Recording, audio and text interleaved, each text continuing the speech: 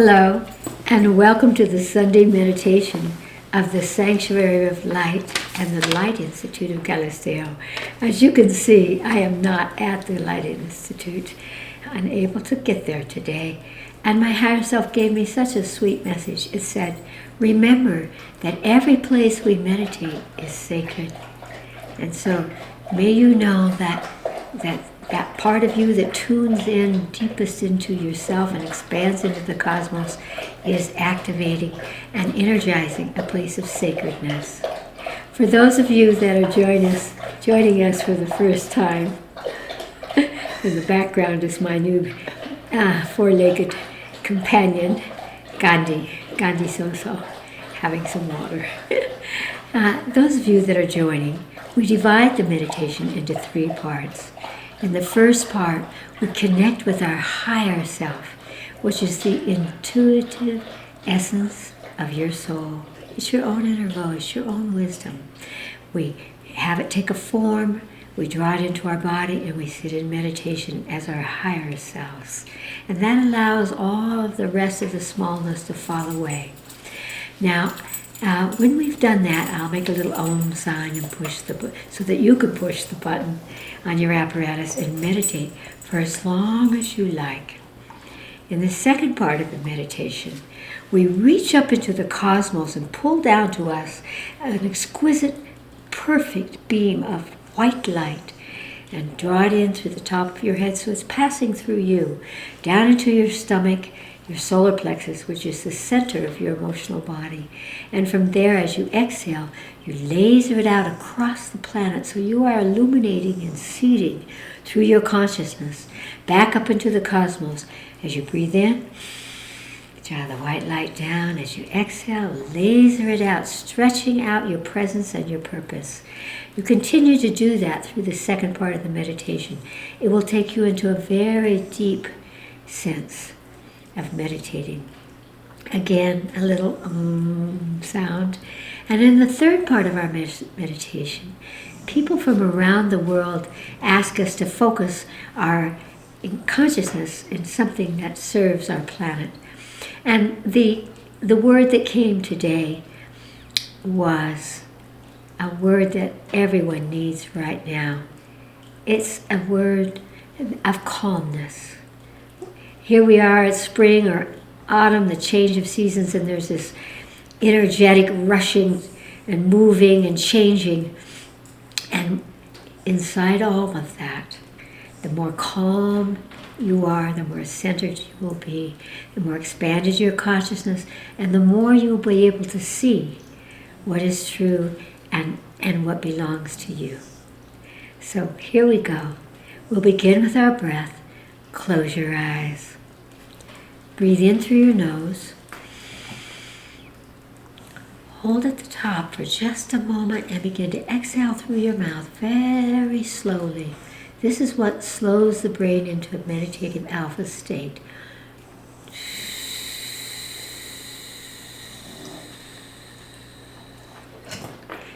Once again, breathe in through your nose. Hold. Exhale slowly.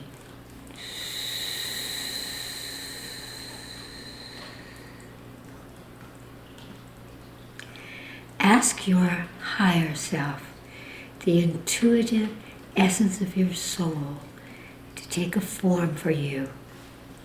It could be a being, a light, a tree, an animal, even an equation. Just take the first form that comes into your consciousness.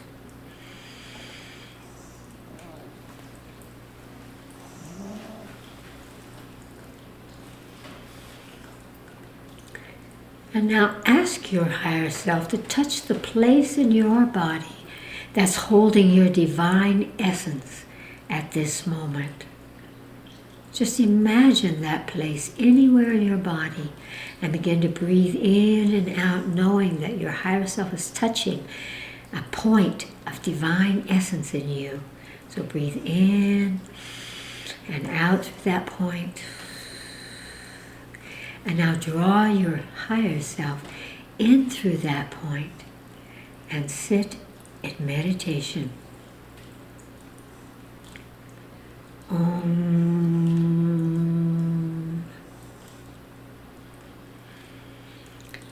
Take a deep breath into your body and reach up into the cosmos and bring down a beautiful beam of pure white light down through the top of your head, down into your stomach, your solar plexus, and laser it out across the planet. Imagine that beam of white light illuminating all life and all aspects of our planet. Back up into the cosmos, and as you inhale, draw the white light down, and as you exhale, laser it out, and then back up into the cosmos, and just continue that rhythm, taking you into a deep state of meditation.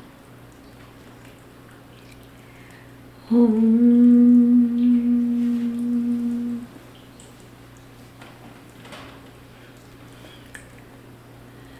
Breathe deeply into your body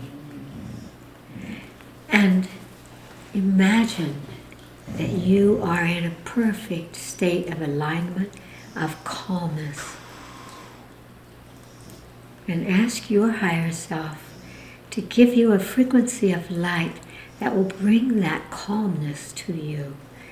Not about tomorrow, not about yesterday, but a gift of the moment of life right now. And see what color that is. And whatever color comes to you, just imagine that you're drinking it in. And wherever you're taking it in into your body, feel that that color, that frequency of light, is creating a deep calmness within you. A calmness without reaction, a calmness with alertness, but peace.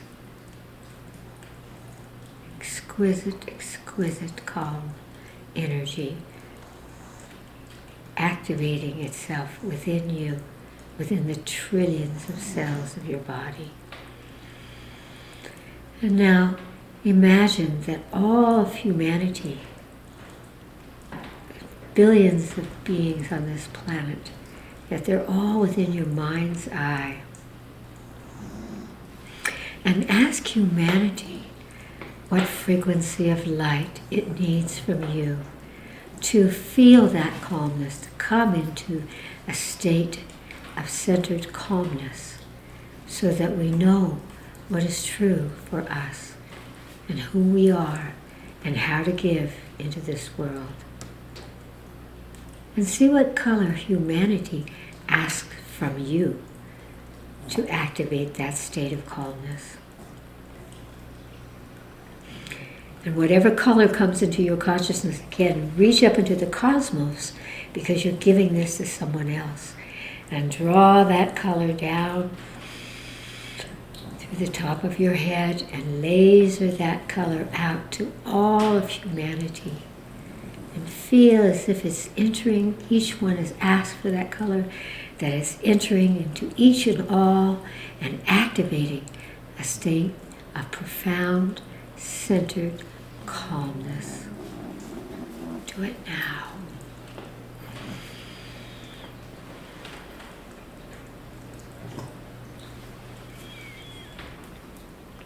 And breathe deeply into your sacred body and open your eyes.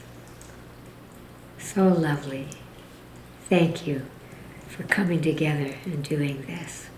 There is a second part of our meditation. It's called Knowings. And each week from around the world, people send us questions that they would like for us to converse about in order to uplift and illuminate all of us who are participating. Allison will tell us the questions that have come from us for us this week. Allison? The first question is from Camden, Maine, in the USA. Maine. How do we love through someone else's anger at us without falling into the pit of an eye for an eye? Oh my, there is a lot of anger being projected out into the world. And so people, of course, always project on the ones they love, the ones that are closest. And the first thing is to remember that even if that anger is directed at you, even if the words or the actions seem to be specifically to you, the source of the anger is not about you. You are simply conveniently present. And that's a spiritual conversation. How is it that at the right moment, at the right time, we're there to take the brunt? But if you remember that, in fact, it's not about you, then your loving energy can pass through that state where you want to get back, where you want to, again, an eye for an eye, as you said, a tooth for a tooth, because what will that bring you? It will just take you to the next cycle of anger, and now you have entered the fray. So one of the things that my higher self always says is, get above the fray, so that you can have a clarity, so you can realize that even if it's something you did, it's not really, you're not really the source. The source is within the consciousness and the experiences of the person who is angry. And so it's an opportunity for you to find that you come from a higher octave. And one of the things that I would recommend is at the moment that someone is directing that anger at you, if possible. If not, afterwards, if it comes in a letter or it comes in, technical something or other, hold them in your mind's eye as we did in our first meditation and ask them what color they need from you to be released from this karma between you, so that you don't have to be the brunt. You can both be released.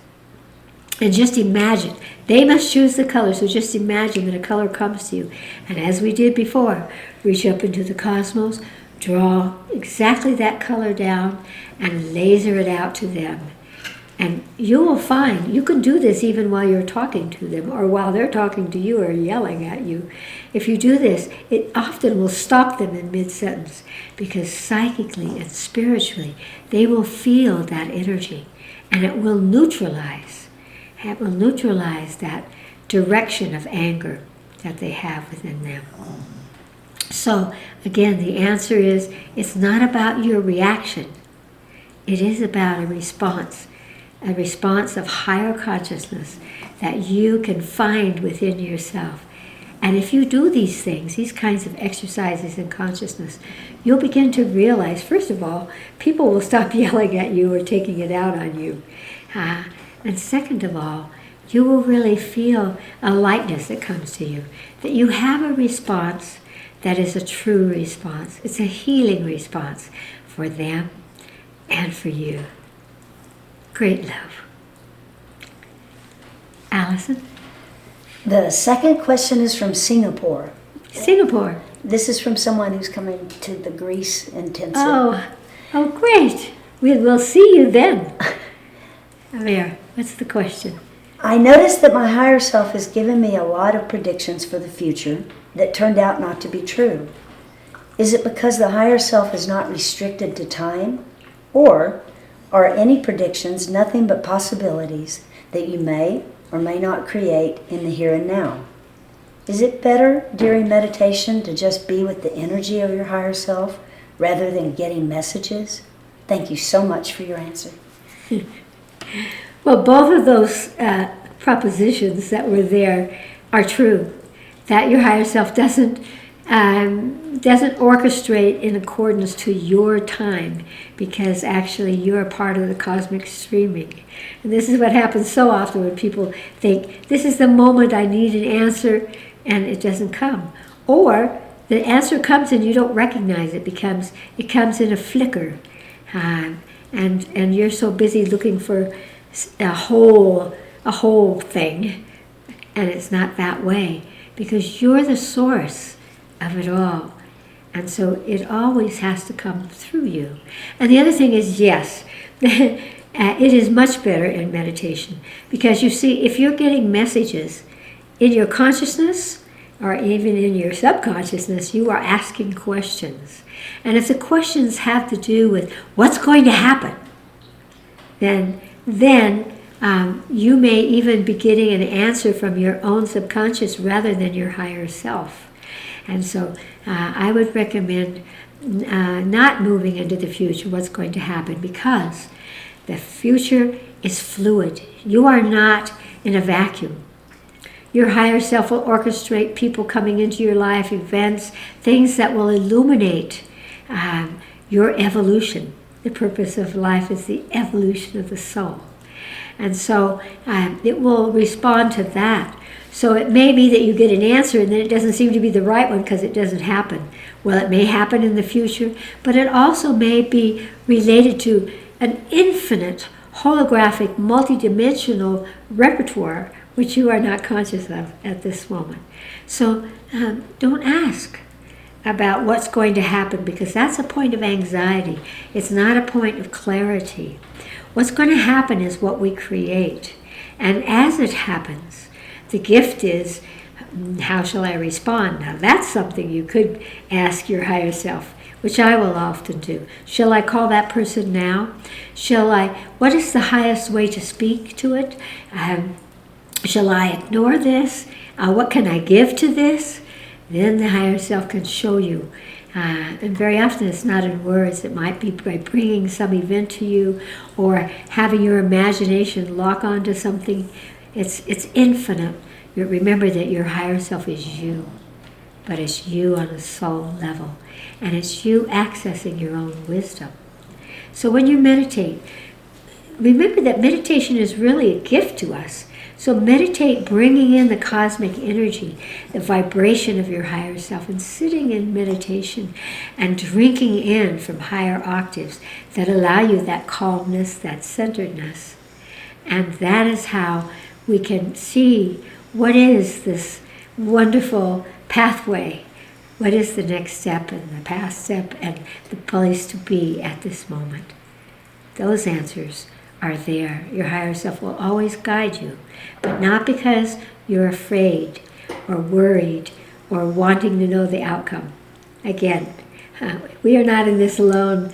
The future is continually altering, depending on your consciousness and my consciousness and all of those who, instead of choosing how it should be, are simply giving the highest frequency of light to our world and to everything in it, so that there is that shift. Great love to you. Allison. The last question is from Surrey, British Columbia in Canada. Canada. I have a question for Chris from Surrey, British Columbia. Dear Chris, in one of your books you mentioned that we should free the angels from having to work for us. Why should we do this, and how can we do this? Yeah, so that disturbs a lot of people. People who feel that they have their guiding angel on their shoulder, that they're protected by the angels, and people that have seen angels all of their lives. But what we don't realize in our consciousness is that we have contracts and vows with the angels, and they entered into a karmic situation with us because of their own evolution so back into the distant past that had to do with judging what was true and what the divine source would want, and who was good and who was not. And so they have had to come into a play for us, whereas not a situation where they are choosing for us or interfering with us. And so the freeing of the angels has come from one of my divinity courses in which we were working with angels. And so we asked that, you angels, whether you are cherubims or you are whatever kind of angel you are, would you like, or my own guardian angel, would you like to be freed? And what do we mean by freed? Freed of that cosmic contract that they have with us. And every single time they've said, yes, releases. It doesn't mean that you're going to get rid of angels. It means you're going to release them from the projection that they're going to save you, that they're going to protect you. Because until humanity realizes that the protection is within ourselves, the experiences are part of our evolution that we magnetize, and it's not theirs to fix for us. And so the way that we have always done that is, let's imagine that you have a guardian angel. You could ask that guardian angel to take form. Ask your guardian angel, would you want to be freed from your contracts with me? Because in karmic situations, there are always contracts and vows. Your guardian angel will say yes, unless you're interfering from your own fear of losing them. And then you simply put them in your mind's eye and reach up into the cosmos and bring down a beautiful beam of white light, which is the highest frequency that includes all colors, and laser that to them. And as you do that, your consciousness would be, we free each other in great love. And just imagine that as they receive that light, that they move into a higher octave. Remember that heaven is within our astral sphere, and there are dimensions and other places that angels can evolve to. And the first time I did this in a group was with someone who had seen angels all of her life. They were always there around her, and she was very upset when we talked about this. And she went home and asked her guardian angel and the angels around her if they wanted to be released. And they said yes. And so when she did this, what happened, which was fantastic, was that for the next probably 6 weeks, she looked like an angel. And the first week or so, she looked as if you could see through her. She had so much light. Because what happens when you free the angels is that you take on the gifts and the qualities and the attributes of the angels. You become your own angel DNA. That's something that people don't realize, that we have angelic DNA. All humans do. We have human DNA, angelic DNA, DNA from nature, which is called devic DNA, and DNA from the galactic frequencies. These are our 4 structures encoded within the human capacity. And so when we do that, it isn't that we've been left or we push somebody out. It's that we grow into them in the same way that when a parent or someone you love passes from their body, you have an opportunity to have them live on in perpetuity for you and with you by being their legacy, by thinking of the quality that you most love. Imagine the qualities of angels, that would be a legacy passed to you. It's a beautiful thing. So never think of it as losing or having no more angels. It's simply allowing them to evolve and we ourselves to evolve, to activate our angelic DNA. That's one of the things we do at the sessions of the Light Institute. Thank you for that. And you must have a very strong angelic DNA, or you wouldn't have asked that question.